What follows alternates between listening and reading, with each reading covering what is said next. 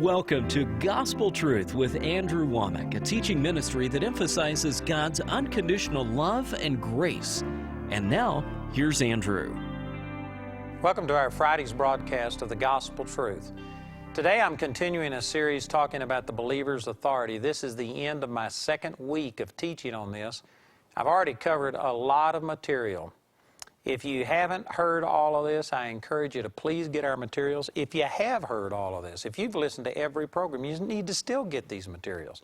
Because I'm saying some things that are radically different, and you just don't hear this often enough. You need to study it. I've got DVDs and CDs on this subject, and then I've got a brand new book entitled The Believer's Authority, What You Didn't Learn in Church. And I think this would be a blessing. Plus, we have a nearly 400-page study guide that is specifically for the purpose of helping you teach Bible studies or Sunday school class or disciple someone. There's a CD-ROM in there that you can print out the questions with the answers, all of the scriptures that are used, and it's just a great, great tool. But I've already covered that we're in a spiritual war. This week I've been talking about what kind of power or authority does our enemy have.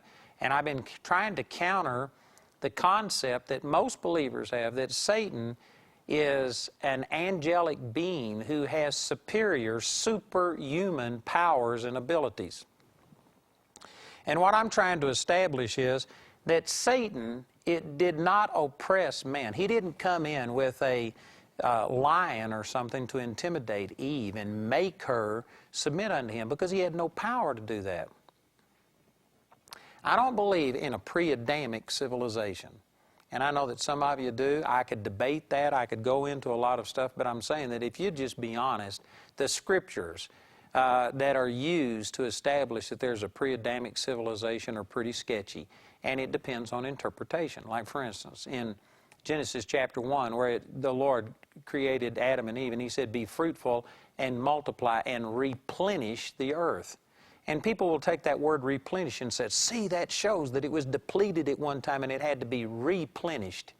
Did you know that that whole argument is based on a lack of understanding of words? The word replenish does not mean that the earth was plenished at one time and it had to be replenished, like recall. You've already called, now you got to recall. No, it's like the word receive. When you say that you're going to receive something, does that mean that you have sieved before? See, that's a lack of understanding the English language. It's true that the re prefix can sometimes mean to do again or to do over, but also it is not limited to that. When it says replenish, that is not a proof that there was a pre-Adamic civilization and the world at one time was populated and fruitful and all of this, and then it was destroyed. And Genesis 1:2 is a recreation of the earth. I could go through every one of the scriptures. I've studied those things. This really was never found in church history until about the time that Phineas Dake popularized this in his Bible. He's the one that really gave credence to this. So this is relatively a new doctrine, and I believe that it's attractive to people because it apparently harmonizes the ancient age of the earth that scientists come up with the relatively short account that the Bible gives. And anyway, I'm not going to get into all of that. But I don't believe in this pre-Adamic civilization. I don't believe that Satan was down here and ruled some kingdom, and then when he was in the garden, he was this demonic power. I was using these verses at the close of yesterday's program, and I didn't have time to finish. So let me go back to Ezekiel chapter 28, and in verse 12, it says, "Son of man, take up a lamentation upon the king of Tyrus." And I shared yesterday, this isn't talking about the physical person. It's talking about the demonic power that operates through him. And you can see that as it goes on and says these things. It says, "And say unto him, Thus saith the Lord God, Thou sealest up the sum, full of wisdom and perfect in beauty. Thou hast been in Eden, the garden of God. Every precious stone was thy covering." Again, let me just point out, when he says, "Thou hast been in Eden, the garden of God," this isn't talking about the physical man, the king of Tyrus, because when God drove Adam and Eve out of the garden, He put a cherub there with a flaming sword to keep the way of the tree of life, and no man has ever entered into Eden again.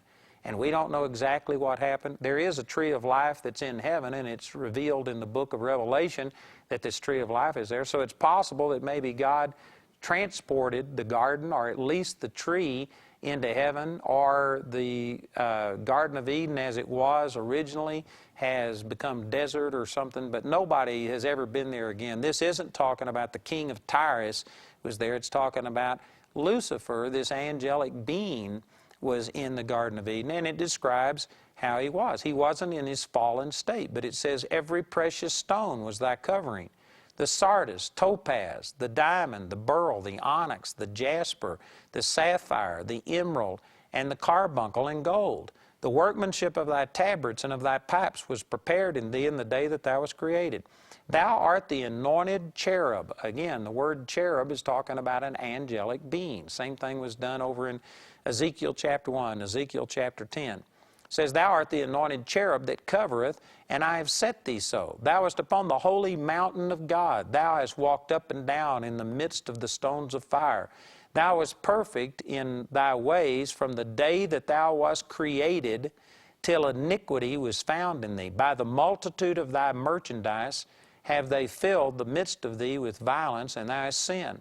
Therefore I will cast thee as profane out of the mountain of God, and I will destroy thee, O covering cherub, from the midst of the stones of fire. Thy heart was lifted up because of thy beauty.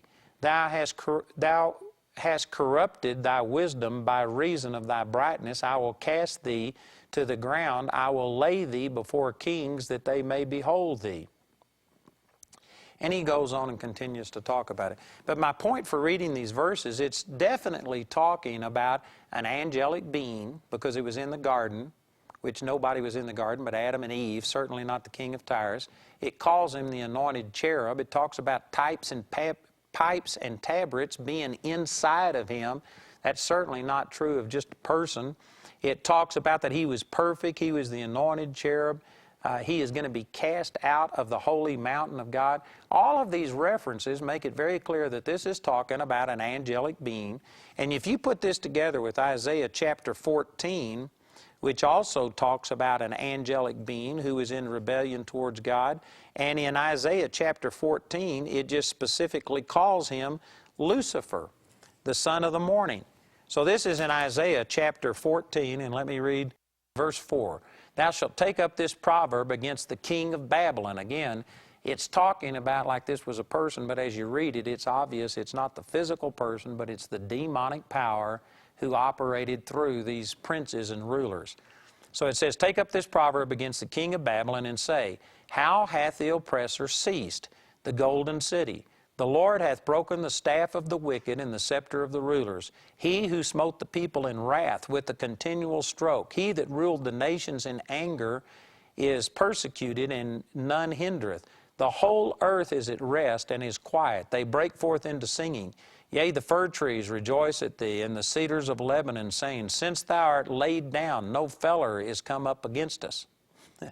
You know, being from Texas, I used to interpret that as no person has come up against us. That's the way we talk in Texas. But this is talking about that no person who cuts trees down, a feller, is come up against us. Hell from beneath is moved for thee to meet thee at thy coming. It stirreth up the dead for thee, even all the chief ones of the earth. It hath raised up from their thrones all the kings of the nations. All they shall speak and say unto thee, art thou also become weak as we? Art thou become like unto us? Thy pomp is brought down to the grave, and the noise of thy vials, the worm is spread under thee, and the worms cover thee. How art thou fallen from heaven, O Lucifer? Now see, up until this time, you might have been able to apply some of these things to just the physical person, the king of Babylon, but now it makes this very clear that this isn't talking about just the person, but the spiritual power behind him.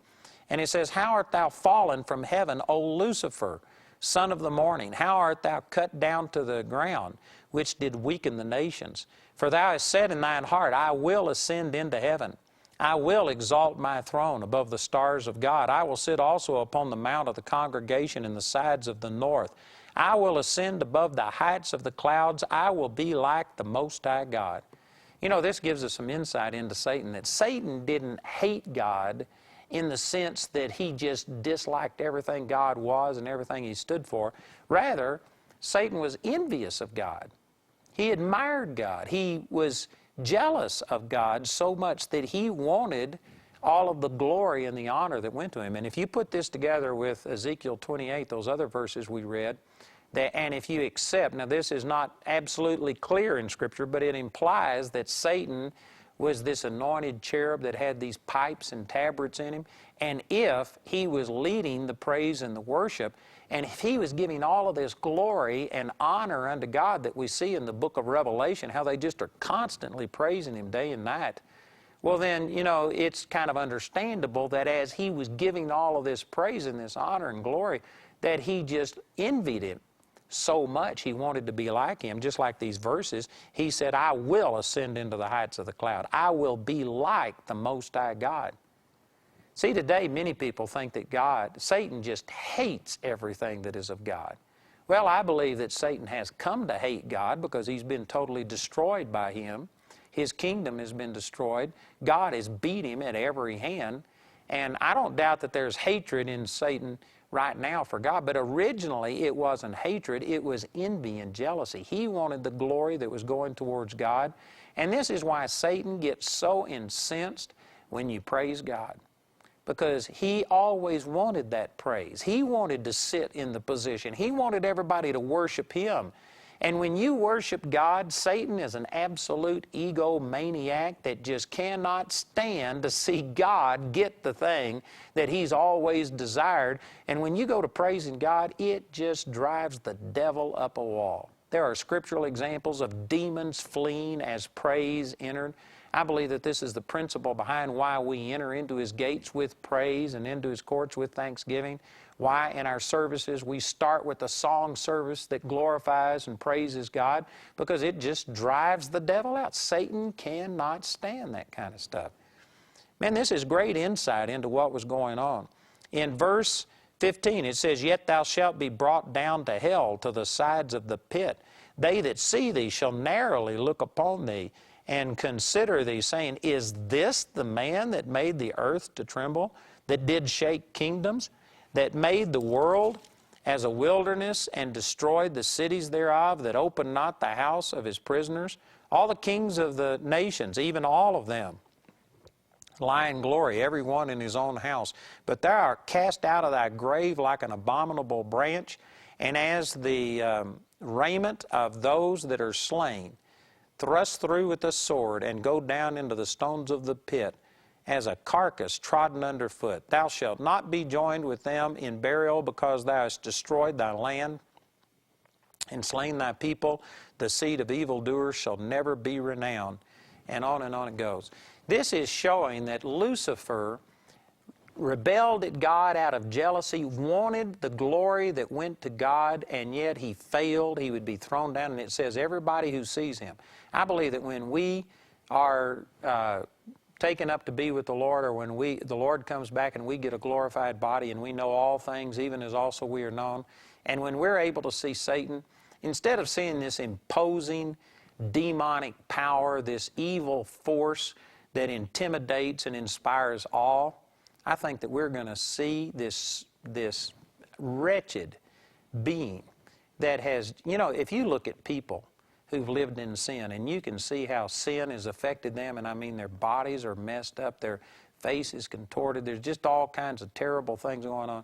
I believe Satan is going to be the most wretched, vile looking thing. We're going to look at him and say, this is the one that I let terrorize me, that I was afraid of, that intimidated me.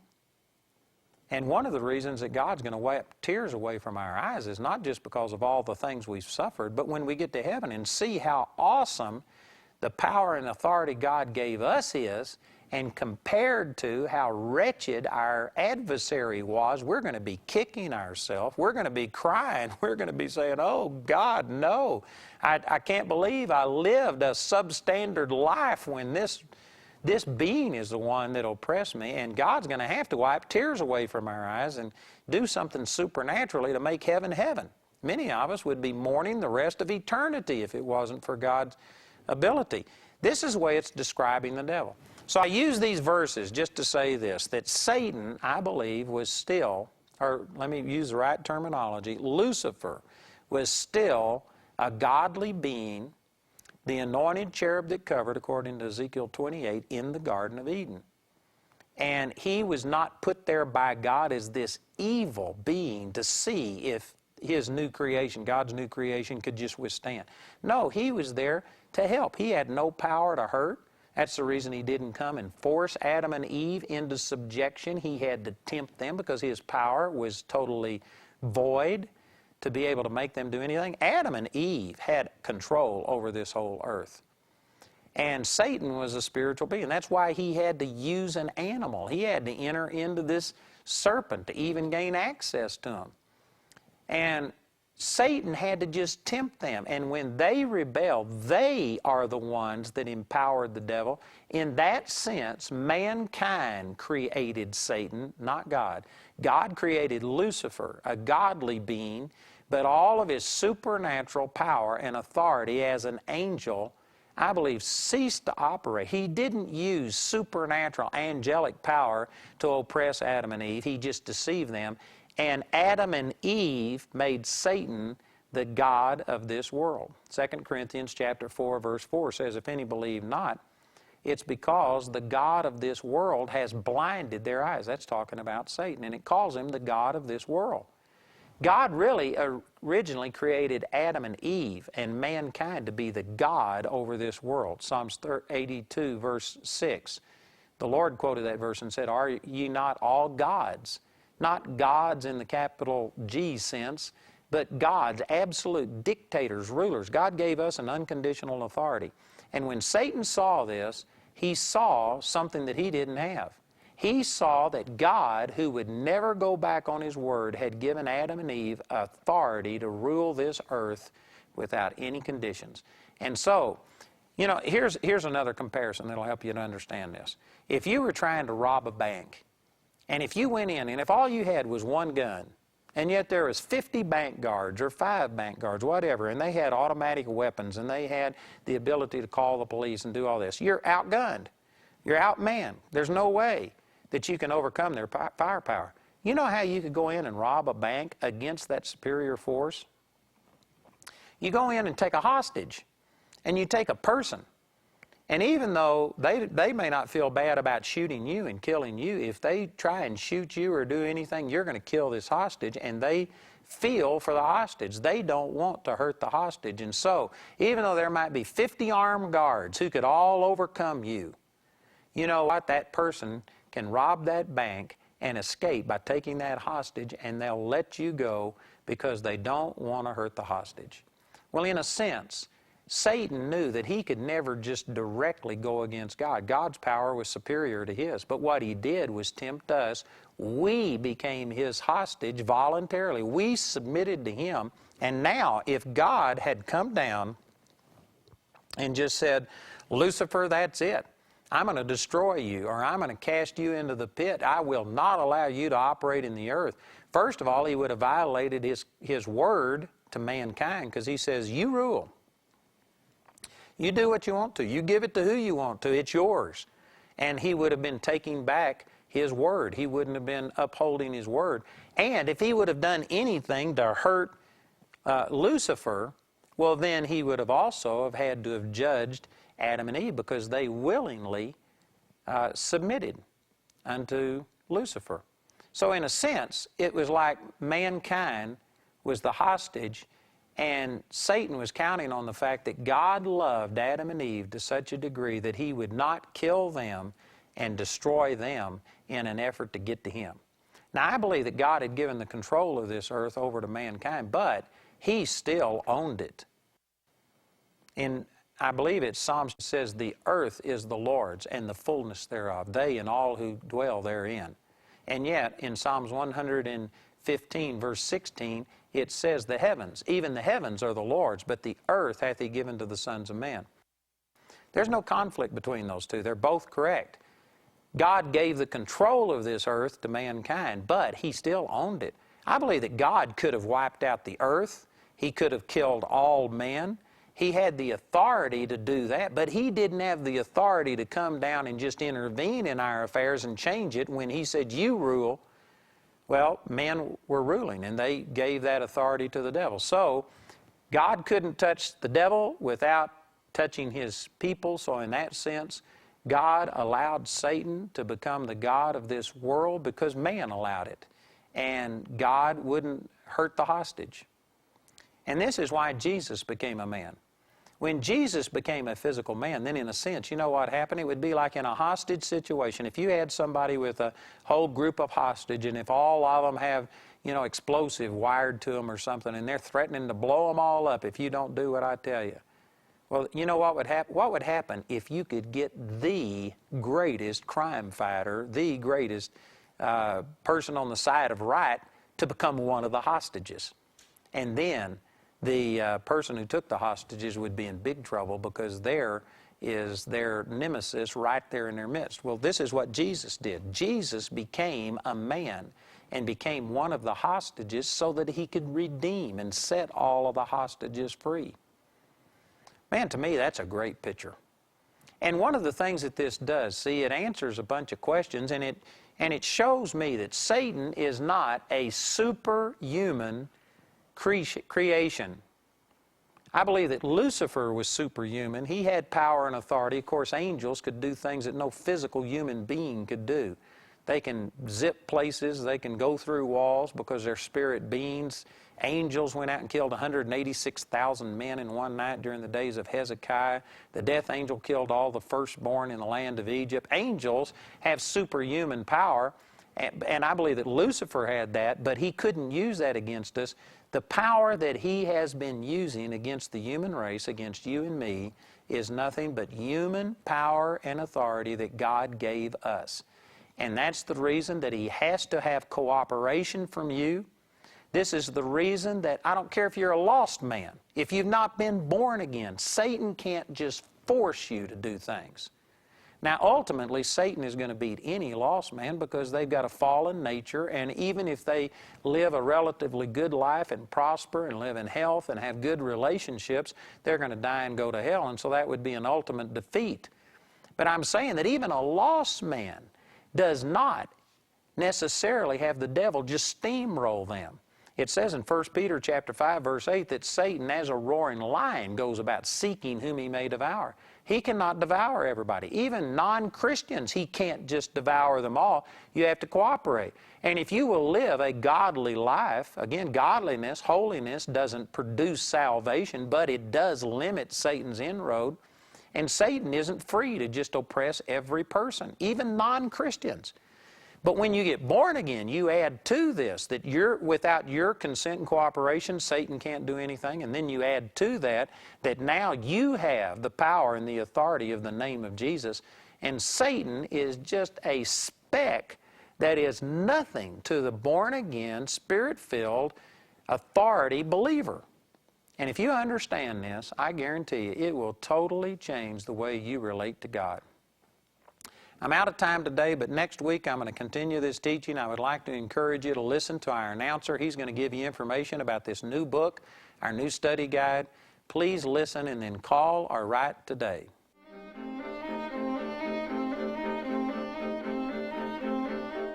The Believer's Authority is available for the very first time in book form. You can receive your copy for £7. Request book T327 when you write or call or when you go to our website. A Spanish version is also available. Request book T735. The Believer's Authority Companion Study Guide is available for £17.50. Request study guide T427 when you contact the ministry. Andrew's complete teaching titled The Believer's Authority was recorded live at a recent Gospel Truth seminar. It's available on DVD for £19. Request DVD album T3205D when you contact us. You can also get Andrew's teaching as seen on TV.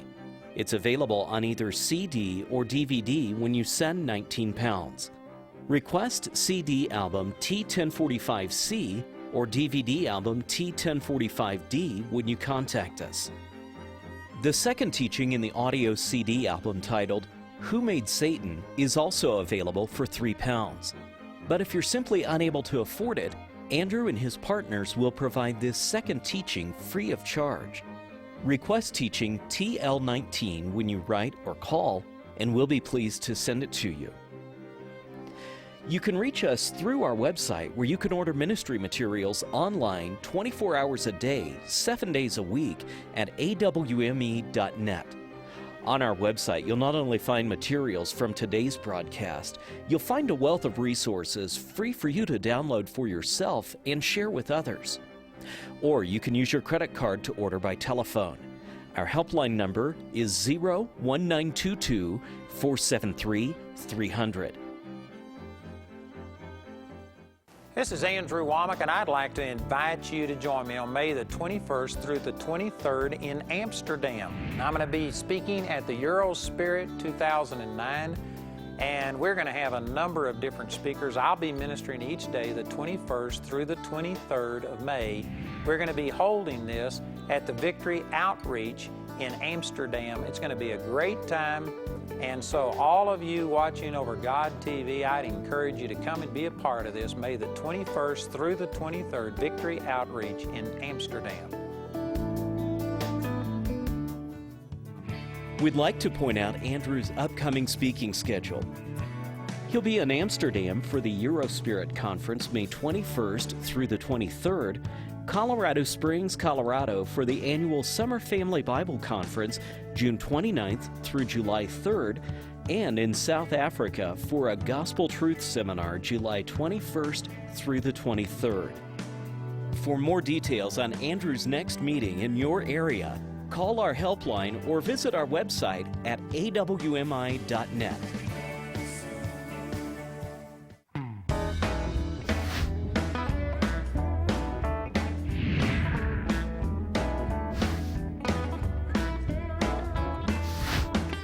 We're getting close to our Summer Family Bible Conference. It's going to be on June the 29th through July the 3rd, and it's going to be a great time for the whole family. We have children's ministry. We have it set up so that there are our CBC classes in the morning, but the afternoons are off, and then evening meetings. It's just a great time, and I believe that it could be a vacation for you and your whole family. The children will be blessed. So make plans to join me June the 29th through July the 3rd for our Summer Family Bible Conference.